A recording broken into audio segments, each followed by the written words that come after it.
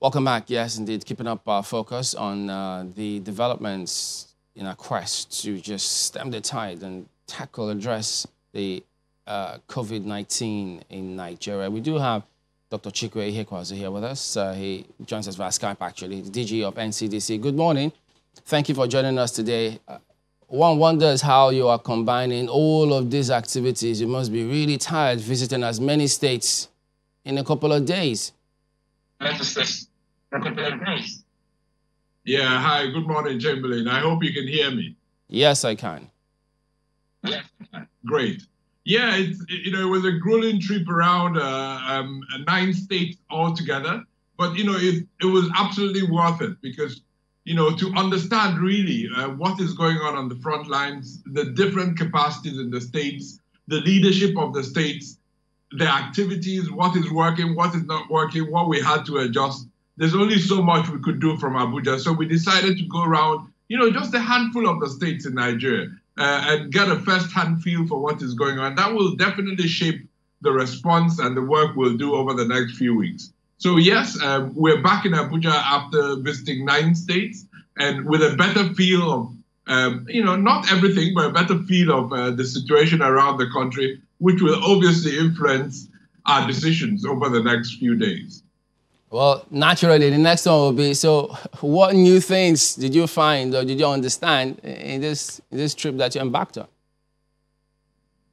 I think the first thing to say is, every single state governor we saw is taking this very seriously.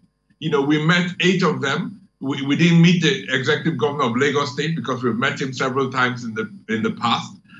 So we met every single one of them, and we could see and hear from them the commitment they're showing to this response, the resources they're devoting to the response. Everybody recognizes that there's a pain period that we have to go through in order to come out better at the other end. Now, obviously, the capacities across the states in Nigeria differ. The people that have expertise in different areas differ. Some people have more capacities around case management.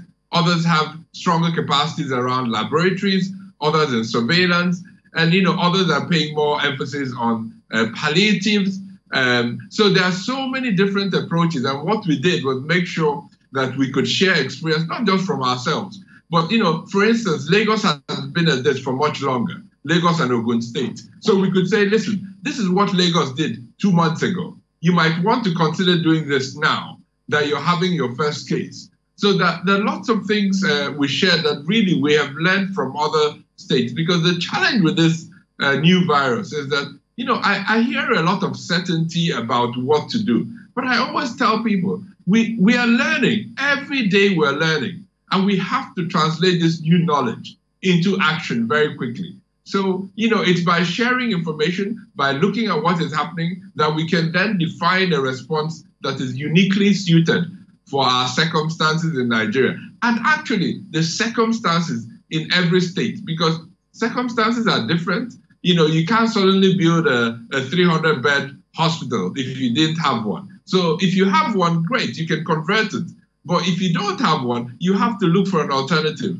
And alternatives have pros and cons, whether you want to do a tent, whether you want to use a hall, whether you want to convert a convention center. So these are the things that we shared with every state so that they realize the implications for the choices that we are going to have to make together over the next few weeks.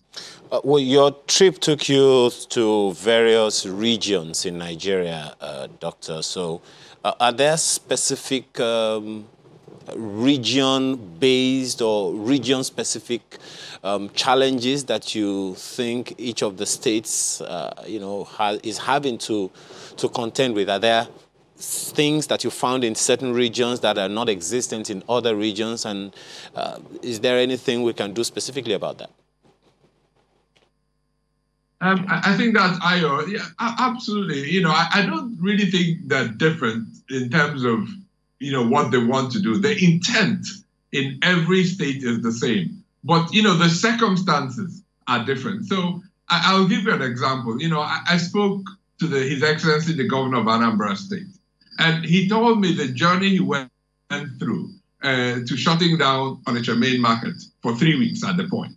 and how he got the traders union involved in this decision and enabled them the information to own the decision. They then understood why it was necessary and took that decision. And you can imagine the relevance of that single market for the economy of Anambra State. So huge sacrifices. That's just one example. When I spoke to Governor Masari in the Katsina State, he took me through a journey of how he's, on the one hand, confronting banditry in certain parts of the state, but also on the other hand, he now has to confront this new challenge and how he's managing to cope with those two circumstances. In Ogun State, His Excellency Governor Dapo Abiodun, took me through the journey of, they have been on this from the very beginning. I think we're in the 10th week now of how long it has taken, how unprepared they were in the beginning, but how they have slowly and consistently built up their resources, their expertise over the past 2 months. And where they are today, fairly confident, but they've had time, unfortunately. So, every state's journey is different, but the key thing is to keep your eye on the ball. This is a problem that we can overcome with time. And I really was impressed that every governor was looking around his circumstances, both in terms of the resources he had, the human resources, again, that they have, and the physical locations, and how to bring all of these together to confront this outbreak. Another final thought on that, was, the private sector. Almost every state has now come to the realization that, this can't be done alone by government, that we have to bring in the full resources of people that benefit from a thriving economy in every state. So if a state has companies, philanthropists, well-to-do individuals, all our future is dependent on, some form of a return to normalcy. So they all must invest in what needs to be done for us to get to that place. So every state is now coming to that realization and pulling in everyone together to say, listen, guys, we've got to get back. But in order to get back, these are the things you have to do. And to do that, we need resources. And therefore, let's all put our resources into this challenge as long as the states can then provide the governance and accountability necessary to make sure that everyone is comfortable that the resources being put in is serving the purpose for which it's meant to serve. That actually leads me to another question. From the samples that you have taken of these 9 states and territories, and the numbers are rising, so some might say, and of course from the experience and the details that you also send out to us, do you have any concerns about how we are going about this? Do you have any concerns that you want to share? Yeah, I think the one concern, there are many concerns, and when we find concerns, we work on them. Like you can see, many people were criticizing us for the number of tests. I always say, listen, we're building up capacity consistently with a plan. You can now see that capacity is growing. Up till last week, we're done 5,000 tests. As of last night, we're done another 5,000 in 6-7 days. So you can see how quickly we're increasing our capacity to test while being very careful to do this diligently and do it properly so that every test result has the credibility it needs. I mean, one thing we're going to tell the states today, we're doing an analysis right now on the number of tests, the number of samples we've gotten from every single state.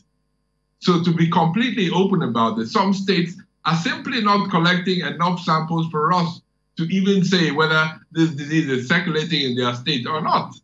And, it's a bit like pretending that the problem doesn't exist because you're not looking for it.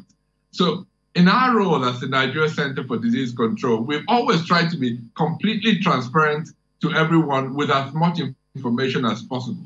So we're going to share with all the states, initially through the Nigeria's Governors Forum, an analysis of the samples being collected by state. So you can see where you are. In every state, we expect a certain number of people to fit the case definition of an acute respiratory infection. without an underlying cause. If you take away contact with travelers and contact with cases that are contacts of confirmed cases. The third part of our case definition, which says anyone with an acute respiratory infection for which there's no underlying cause should have a sample collected so we know whether he has this disease or not. So we now expect every state to at least submit a certain number of samples for testing every day, every week. We have seen that many states, not many, but some haven't. The states that haven't submitted a single sample. So we're going to send this back to them for them to look at their data and be honest with their people on whether really there are no cases of acute respiratory infection in their states. So this is the type of diligent analysis that has to happen in the background for us to then make the hard decisions we need to make on a policy level, which our government has to make on a policy level. But in order to make this, everybody has to come to the party with their own bits of the food chain that we need in order to advise our leaders on the right decisions to take. Well, one wonders why they have to even hide these things in the first place. Because, I mean, your analogy was apt that, look, it's like a pregnant person. I mean, if you think you don't, eventually it will show up. So it's equally important that they, face up some of these things and not just keep hiding, as it were. But could you tell us, still talking about testing, what is the current thinking about molecular tests or rapid tests? So we have a testing strategy that is now growing. Firstly, it was based on something we call real-time PCR testing, the conventional molecular testing. We are now up to 13 labs in the country that are able to do this. We've just activated Sokoto. Then we're going down to Port Harcourt and then Ogun State. So that process will continue. And then we have a second track that is really using HIV and TB infrastructure. The limiting factor in that is availability of reagents. So we've ordered these reagents, but because of the global shortage and global competition for the same reagents, it's been difficult to get that into the country, but we've gotten our first 10,000, thanks to the UN, arrived Nigeria at the weekend. We're going through the quality assurance, and that will really enable us scale our testing in a few centers. And then through the TB conversion of some equipment normally used for TB, we'll be able to get the testing to the rest of the country. The limiting factor, like I said, is just the reagents. Now, the challenge with rapid diagnostic test kits that have been many offers around. I've received literally 100 offers from different people to supply rapid kits. I have a responsibility. Or the Nigerian Center for Disease Control has a responsibility that when we do test someone and tell you that you're positive or you're negative, that you can take that result to the bank. Now, the challenge with a lot of these RDTs, they sound simple, but we are not sure that they work. They need to go through a validation process. Now, that validation process takes time. It is going on at the moment at the global level. And so whenever we get those results back from the World Health Organization and its partners doing this validation, we will gradually include that into the schedule in Nigeria. But until we do that, I'm sorry, my responsibility is to all Nigerians. And we have to really be careful with the decisions that we make so that in a hurry to do more, we don't do something wrong. So yes, I understand the frustrations among people. And there have been people, even on this program, saying, why don't you do this? Why don't you do that? These are the reasons. And, if anyone wants to come and have an intelligent academic debate on these things, I am up for it any day. But as long as I have this responsibility, the decisions I will make and we will make as an organization will depend on science and evidence, because at the end of the day, this will cost lives. If you decide, if you allow a test that you cannot say whether the results are valid, positive or negative, there are consequences and there's a price to be paid. So I really ask Nigerians to be patient. Like you see from the numbers, we're testing more every day. At the moment, we have a capacity for 1,500 tests across our network, maybe even close to 2,000 at the moment. If you look at our SITREP from yesterday, we tested about 600 samples. So the limitation here is not the capacity in the laboratories to test. The limitation is the collection of the right samples from the right people from across the country. And at the moment, there are limitations in that regard. Some states are doing very well and being very proactive, but unfortunately, that really is not the situation across all states in Nigeria. Oh, it would seem, well, this is a challenge with the states, because you've said it time and again that it seems logistics is a major challenge here and not the capacity. So on one hand, what is being done, especially at the state level, if the responsibility is, at their table, what is being done to ramp up this, logistics, getting the right sample and ensuring that we maximize our potential? I mean, we're just at about 33% of that potential, wasting the rest. So what is being done to ramp up that? And maybe when you're done, I'd like to ask you, when are we likely to get to our peak period? Because it would seem we're not there yet. Yeah, so, honestly, the purpose of the reason why we have the Nigeria Center for Disease Control is to serve the states. So the entire purpose of our existence is to serve the states. And we're trying to do that as best we can, not just with our center, with our partners, our sister agencies, the National Primary Healthcare Development Agency, NHIS, every other federal government health parastatal is supporting our efforts at the moment, including the parent ministry. And through these combined resources, we then send teams to the states. The challenge this time is that we are facing an unprecedented situation. At the moment, as we speak, we have teams in 26 states of the country. In states like Lagos, we have over 50 people supporting the response in Lagos State. So our role is to support the states. We're doing this the best we can, but the leadership always has to come from the state. When we go to a state, any state in Nigeria, we never stand in front. We stay at the back. We support the leadership of the state. We give them the responsibility that they deserve because it's a federal republic. We stay at the back. We provide expertise. We provide resources, reagents, however we can help. But ultimately, it is the leadership of the state that will drive the response in that state. So really, that's what we're doing. Of course, we're stretched, no doubt about that. It's a big, complex response, but we will not stop because we really don't have an option. Your second question around the peak, it's hard to say at the moment because, the transmission is actually picking up in certain states.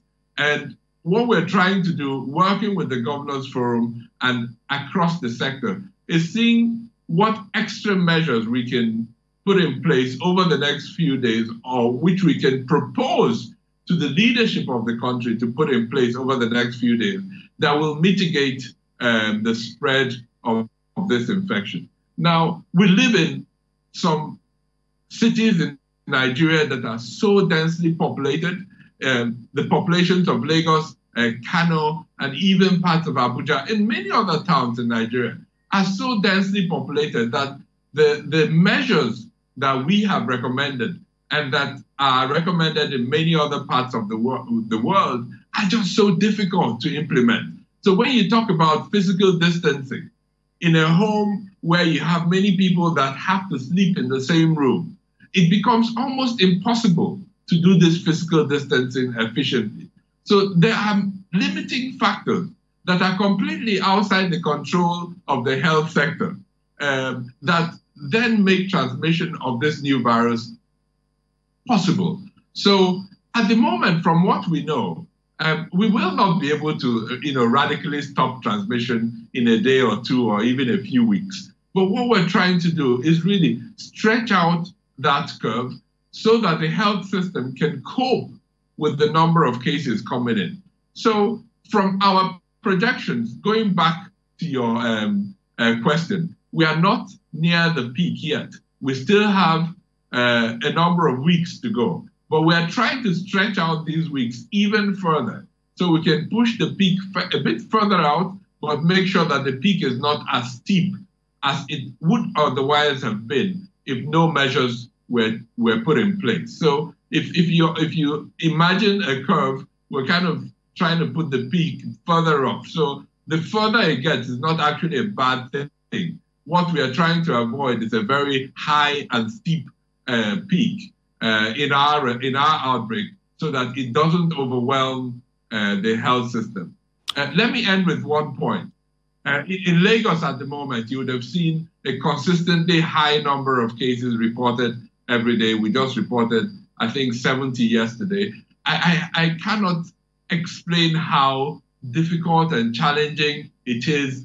You wake up every morning and you suddenly have to evacuate 70 people into the treatment centers in Lagos, and expecting that the next day you probably have to do the same. So really, this is a shout out to all our colleagues in Lagos, the commissioner and his team, for the incredibly hard work they're doing right now, and encouraging other states to please learn from Lagos, prepare for the worst, and hope for the best. But we will be with you. We also definitely appreciate the remarkable work they're doing. And, you know, I think it's important to say time and again, the agency has said, take responsibility for, you know, Nigerians. But when you talk about Lagos, you talk about community spread, and you say that you're suggesting, you know, maybe new measures. Some people are wondering, does that mean this lockdown is not ending anytime soon, or will it shift into something else? What is the thinking in that line? So, yes, when we say take responsibility, we recognize that, you know, it's really a recognition that we can't do this on our own. So we asked everyone in Nigeria to really think hard, you know, before you go out, like we all would normally do, to think, is that trip to the neighborhood market or wherever we're going absolutely necessary? Do I actually have to go out? And then you take responsibility in making a decision whether this time, let me stay at home. You have to take responsibility whether, you know, how often do I wash my hands? Do I wash it for 20 seconds, or do I just sprinkle water and move on? How often do I use my sanitizers? Because the surfaces, and this is a problem even for me, that, you know, you go around, you hold door handles, you place your palms everywhere. How hard do we try ourselves to keep our hands next to our bodies and not touch everything around us? So really, this is why we started that campaign to take responsibility, recognizing that it's in the individual and community efforts that we have the best chance of limiting transmission. There's no doubt about it. Community transmission has started in Lagos, probably in Abuja and Kano. So the responsibility on us to do that is more than ever before, because no matter how much we stop travel on the roads through our security forces and all of that, the biggest risk is actually not on the roads. The biggest risk is where we congregate, where we have to go, the times we go to the market when it's allowed to open because people have to buy food. How do we behave in those contexts? And those are things we keep saying. Yes, we know it's difficult.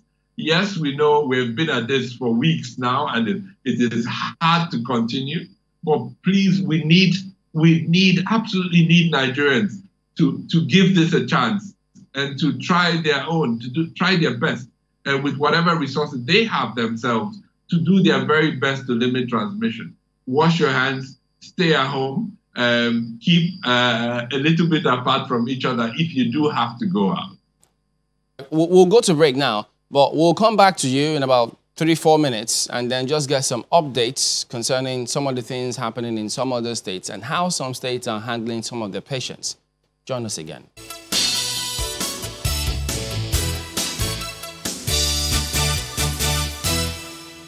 Welcome back. So let's continue as we also eventually wind down with Dr. Chikwe Hekawazu, the DG of NCDC.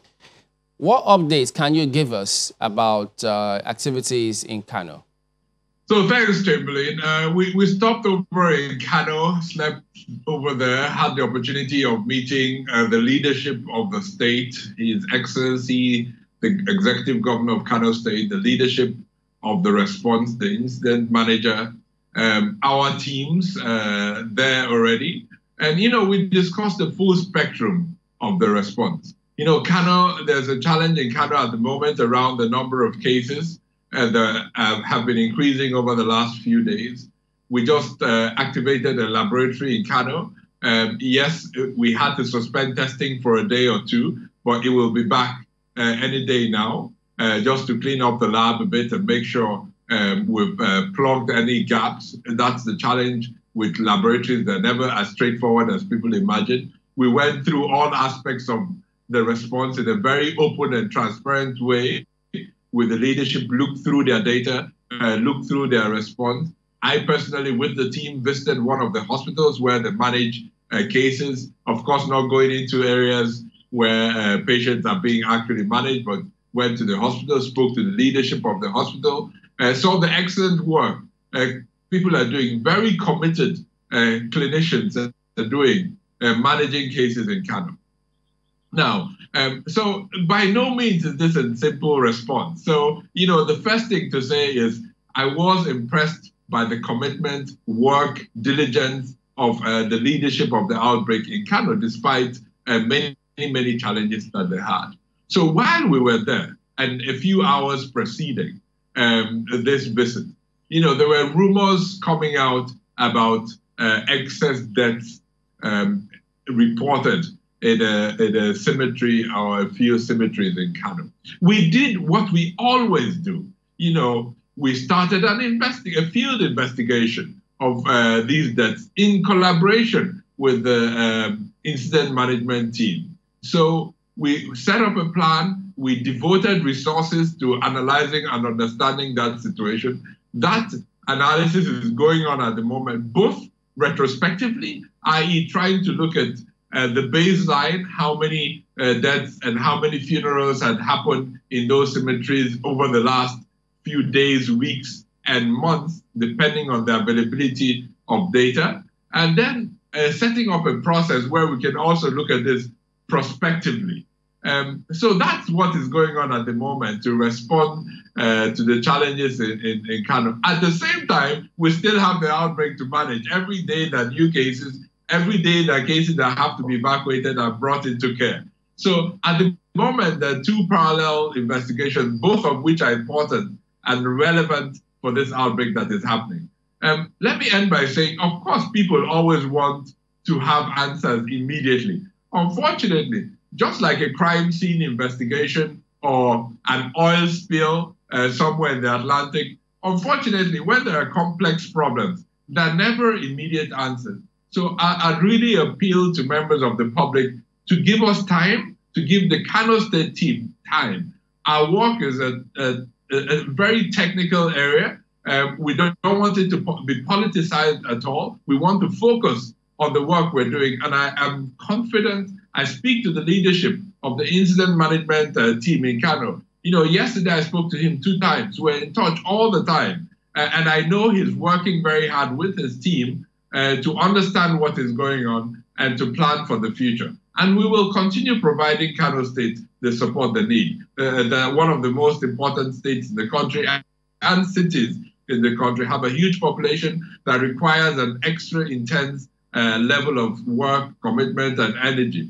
And in the context of an outbreak where people are anxious, afraid, and uncertain about what this new virus is, I can understand why it has developed to such a story and being told the way it is. But everyone should rest assured that in the midst of all the noise, in the midst of all the agitation, there's a team primarily focused on one single goal: to get this outbreak under control, especially in Kano.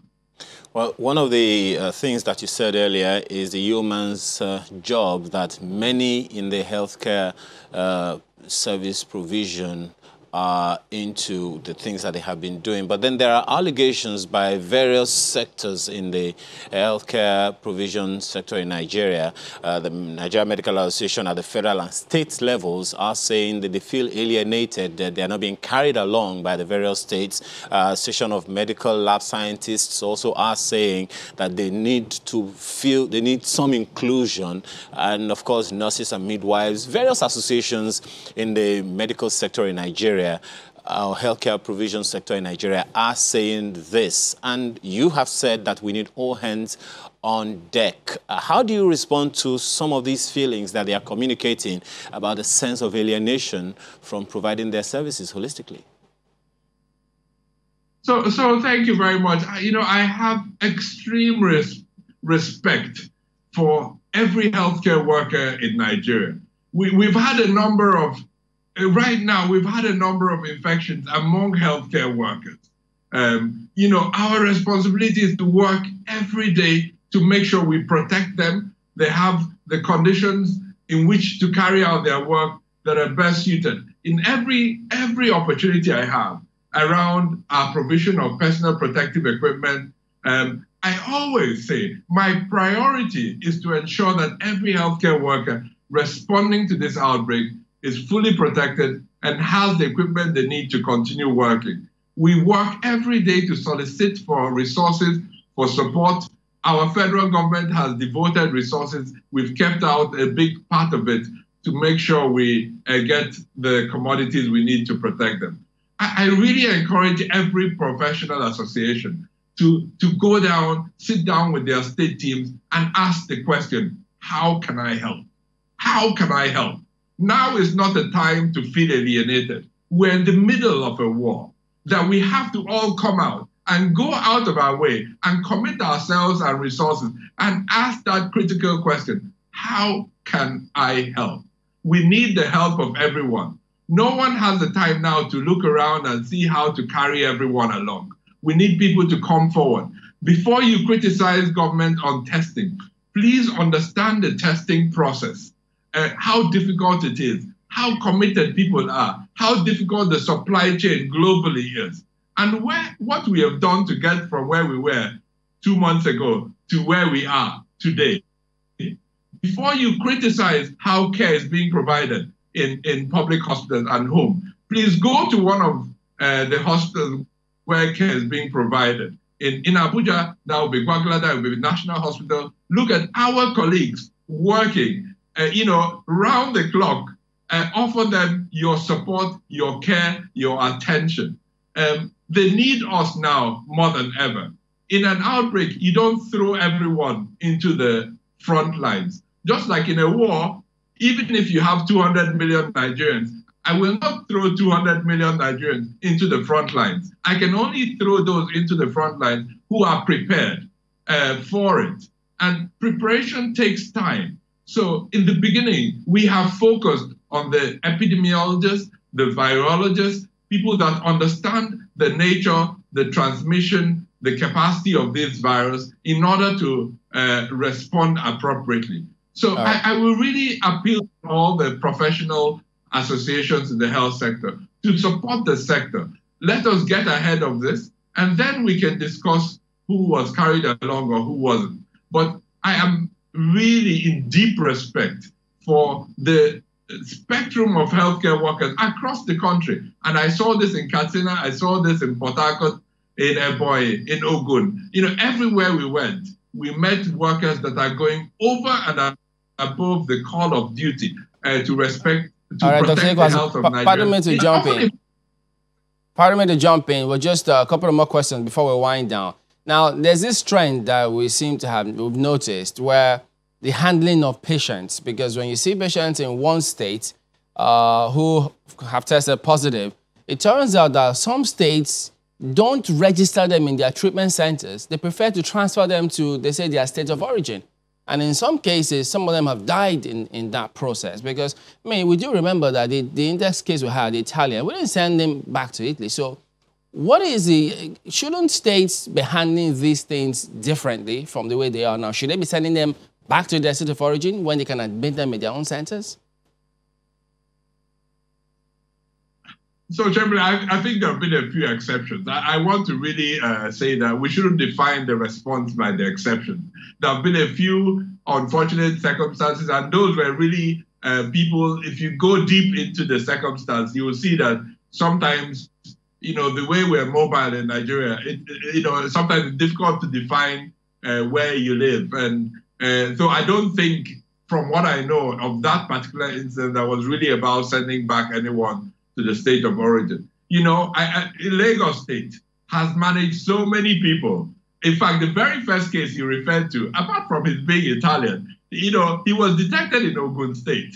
And everyone knows this. We always reported that case. If you look at our first sit reps, you will see that we reported that case as an Ogun State case. But everyone knows that case was managed in Lagos and managed very well. So this really is a non-issue. We encourage every state to manage the cases that are detected in their states. We ascribe cases based on where they live, not where they're from. So this is one country, there's one response, and this is how we'll continue to work on the response. So I hope this doesn't gain any traction and we continue to focus on the response. Having a case in your state is actually not a problem, because this is a virus. I've said publicly, and this is what I still stand for. My working assumption is that every single state in Nigeria will ultimately have a case of this virus. So there's really no grandstanding necessary in thinking that you don't have a case, so you're better than your neighbor. This is one country, and we have to see it as one response and support, remain committed to providing the support to each other as we confront this outbreak across Nigeria. And, something vital to confronting that outbreak is the help we have gotten from different quarters, from donations to palliatives and all that. One of them is a Chinese medical team. I understand that they have gone through the mandatory 2-week quarantine period, and then they will be tested, or they should have been tested as of yesterday from the reports we're getting. So we'd like to know, what is the plan for the coming days, in terms of hands-on? What kind of, timetable do we have in terms of interaction and learning from them? And also, another part to this, because of our time, is the fact that there are reports that some patients are rejecting being moved to treatment centers, maybe VIP patients, in quote. What is the position of the NCDC on that? Yeah. So the first thing is to say we are, as a country, as a government, very extremely grateful for all the support that we've received from different governments in a bilateral way, from the UN that has really come together. The United Nations and all its component organizations have come together and really pooled resources to support the country during this time. The corporate Nigeria has been incredible through their various conglomerates supporting both at the federal level and the state level. A lot of support happens at the state level. And like I've said, very small and medium-scale enterprises that continue to do whatever they can, provide food packs there, provide water, palliatives to their own communities. So everyone has come together. Around our visitors from China, yes, they've completed their isolation period. The tests are going on at the moment. Once they're done, they will join the response in those areas where they were asked to work in. The equipment they provided, they'll start setting this up. They've already had some video training conferences with colleagues. So they'll be working on the specific terms of reference that we agreed to from the very beginning. Like we always said, and the Honorable Minister said, and the plan was not for these colleagues to go into direct clinical care with patients in Nigeria. That wouldn't be possible because there are processes that have to be undertaken before that would happen. And in terms of your second question around people declining to come into care, I approach this from really a compassionate point of view. I am speaking from a clear understanding of why this resistance happens. When you're ill with a disease and you need help, and you feel you need help, very rarely do you resist going to a doctor or going into the hospital. But with a disease like COVID-19, where very often the symptoms are mild, and the reasons for taking you into care are twofold. One is for your own health, your recovery, your own medical recovery. But the other important point is to prevent you from spreading it to others. And if you're healthy, it's sometimes a very difficult decision to make. You think you're better off at home. So I am really speaking to all Nigerians that may be infected, that have gone through a test and turned out positive. Please work with the advice of your state governments. Do support them. no matter your status in society or whatever, just please go into care that they've offered. It will be for a short period. Very quickly, you'll be able to be discharged and rejoin society. But it's in your own best interest, in the best interest of your family, your loved ones, that you don't spread the virus any further. This will give us the best chance we have of controlling this outbreak and limiting its spread. So I understand where the sentiments are coming from, but I really appeal to people to listen to the public health teams. This is not a prison sentence. No one is taking you into prison or jail. We will care for you. The states have been very good in caring for patients, and I have gotten their commitment across Nigeria that any patient brought into care will be cared for compassionately, and we're really trying to make sure this is the norm across the country. Well, we do thank you very much indeed for talking to us this morning, Dr. Chikwe Ihekwazu, DG of NCDC.